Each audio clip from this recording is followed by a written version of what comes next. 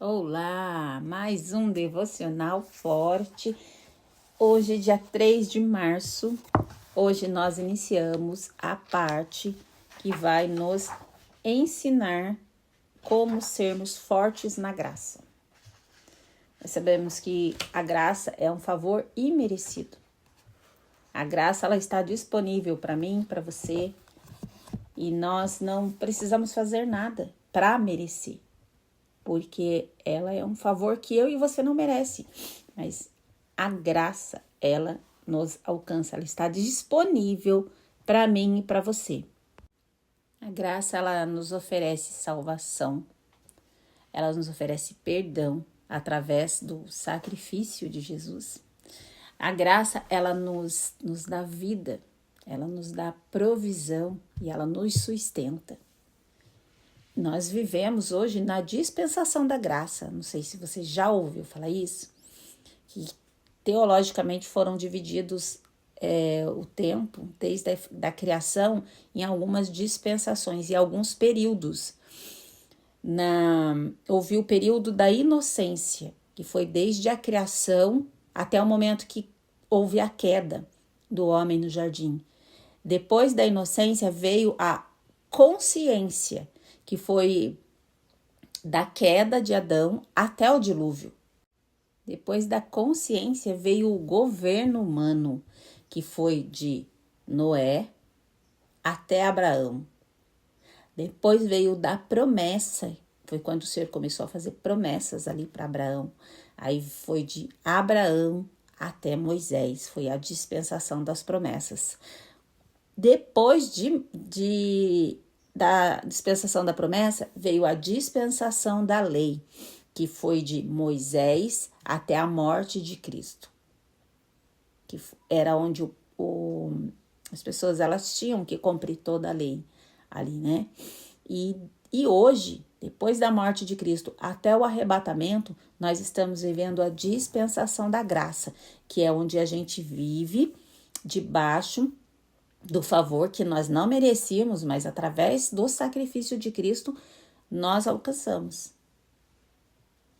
E após o arrebatamento da igreja, vai vir o reino milenar, que é onde que Cristo vai reinar. Então, tem todo esse histórico. Teve a dispensação da inocência, da consciência, do governo humano, das promessas, da lei. Em todos esses momentos da história, em todas essas dispensações, o homem não conseguiu, o homem falhou, o homem caiu, o homem errou.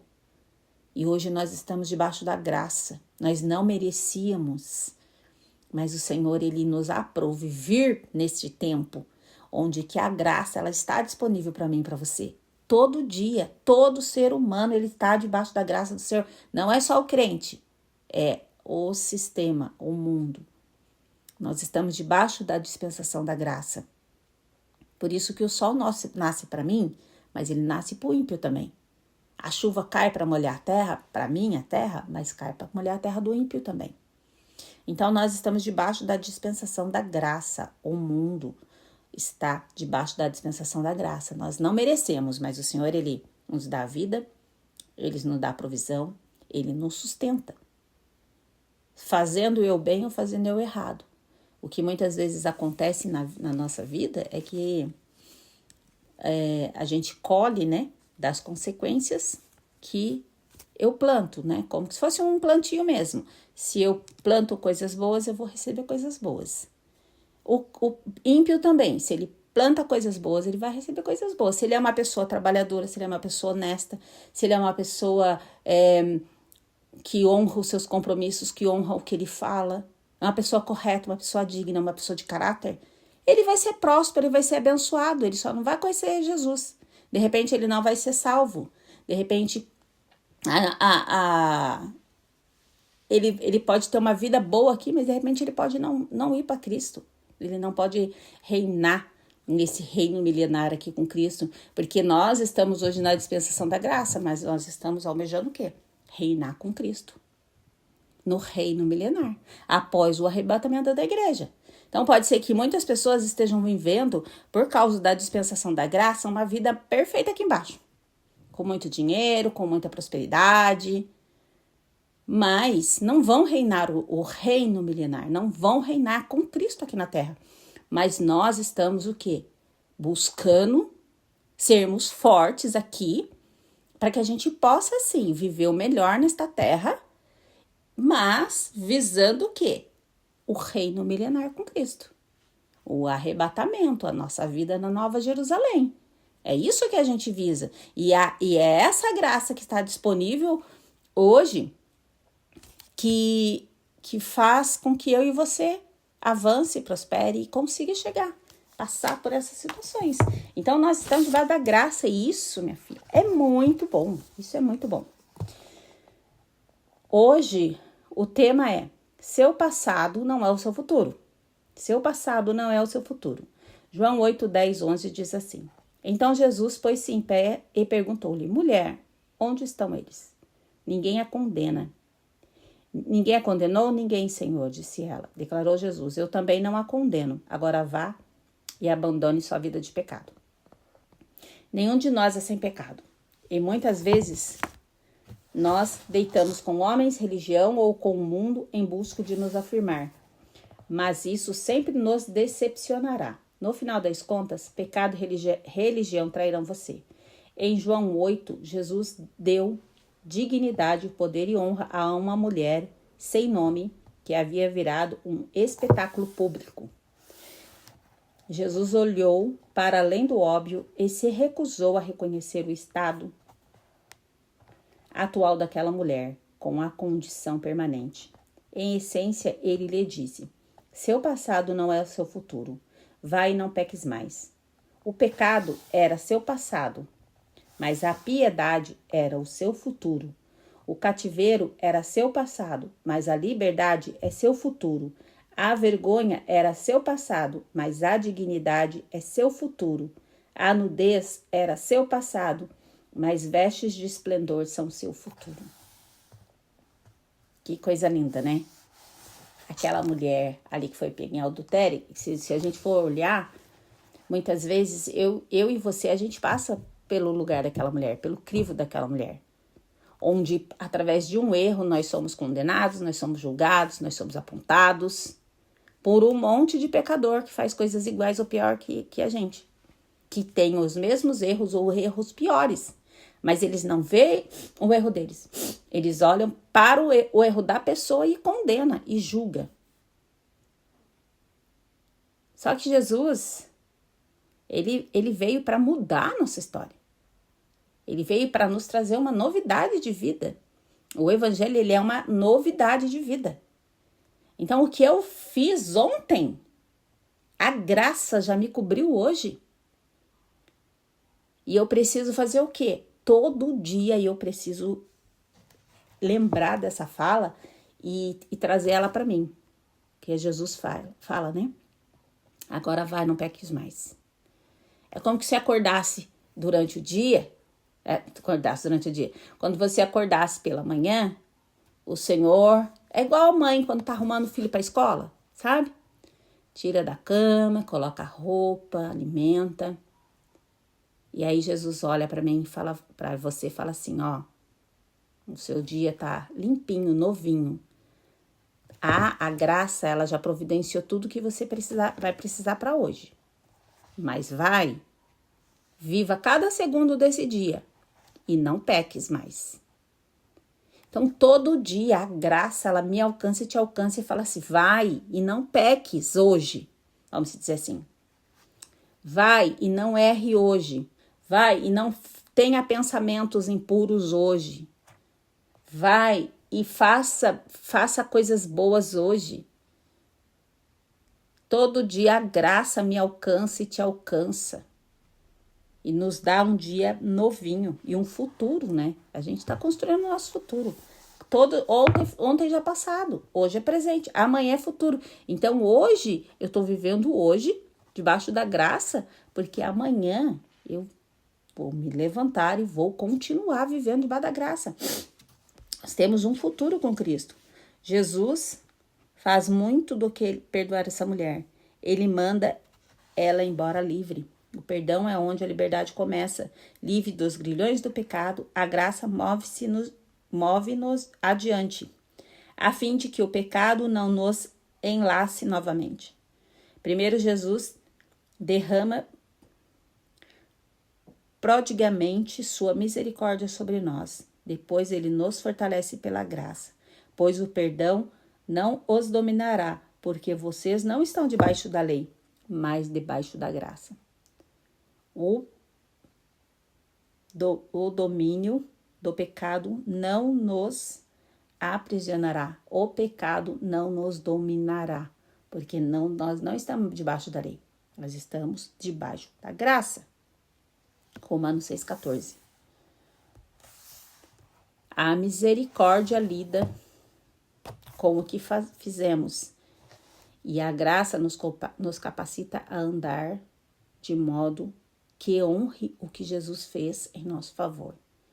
Então, a misericórdia de Deus, ela está também diariamente para mim e para você. Olha só como que Deus ele faz as coisas perfeitas.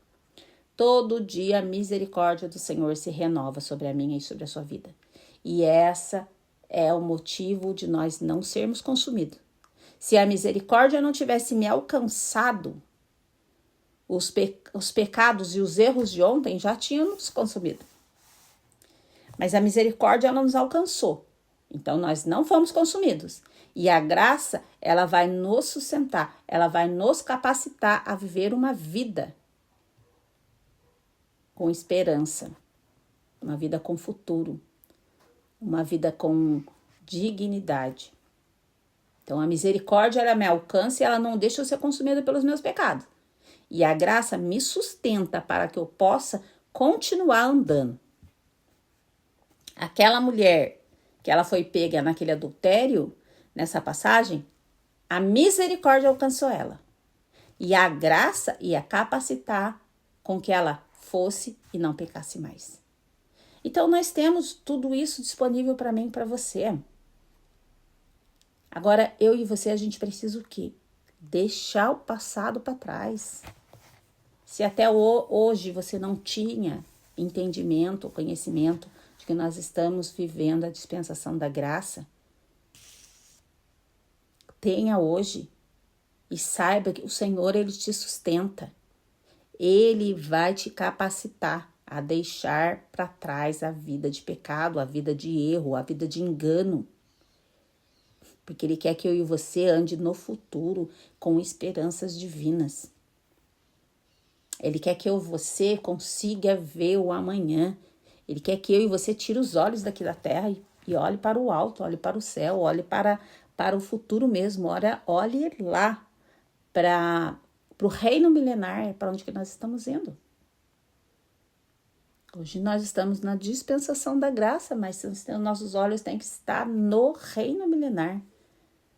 Porque nós estamos sendo alcançados aqui, mas nós queremos viver lá com Cristo. Nós recebemos graça, poder do nosso antigo cativeiro. Nós recebemos graça. O poder de nosso antigo cativeiro foi quebrado. Foi quebrado. Cristo quebrou. Cristo pagou toda a dívida que tinha na minha e na tua vida. Os nossos pecados, a nossa dívida foi cancelada.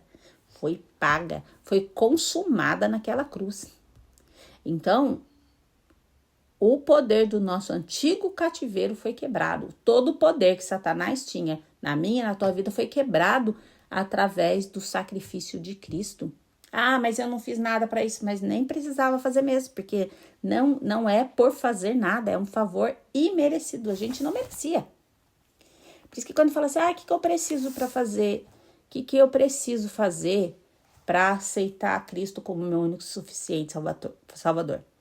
Você não precisa fazer nada, porque foi de graça.